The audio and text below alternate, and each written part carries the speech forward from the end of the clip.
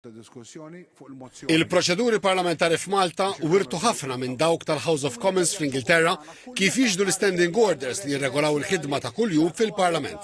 Ma' TVM News l-Speaker Anġlu Farrugia żvela li gvern u oppożizzjoni qegħdin jiltaqgħu f'kumitat li qed jistudja liema standing orders għandhom jibqgħu, jinbidlu, jitwarbu jew x'għandu jidħol ġdid.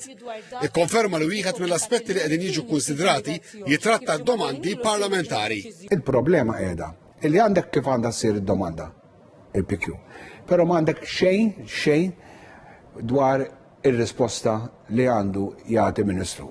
Ovvjament, ma nistax wieħed jgħid kif għandha tkun risposta, imma għandu jkun hemm guidelines tal-informazzjoni li għandha tingħata fir-risposta.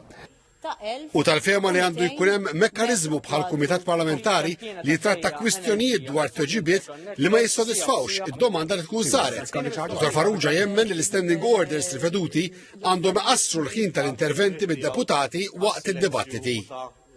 Inqassru l-ħin minn 30 minuta anke 20 jew 15 minuta, ħalli bniedem ikun iktar preparati li b'dik il-perjodu jgħid li għandu jgħid dak li huwa fil-diskussjoni, fil-liġijiet, fil-abbozzi, mozzjonijiet, resolutions, etc. Ovvjament, dan jekk isir ifisser il-Parlament jiġi aktar effiċjenti mill-hu. L-Speaker irrid li gvern u oppożizzjoni jagħtu widen għal punt li jilu jisħaq dwaru loti ta' rimedju lil ċittadini u soċjetà meta deputat bi kliemu jabbuża mill-privileġġ parlamentari. Sostna li l-privileġġ parlamentari għandu jibqa' biex deputat ma jibżax jgħid il-verità, imma m'għandux jintuża ħażin. Mistoqsi dwar it-triq il-qudiem Dr. Farrugia qed jipproponi li l-Speaker ikun jista' jinvestiga l-menti ta' ċittadini u jekk isib li għandhom raġun jitlob li d-deputat jirtira kliemu. Kompla li jekk ma jagħmilx hekk iperreċ emilu. Mela iċ-ċittadin kollu l-privileġġ jgħid, mela dak li qal mu veru xejn.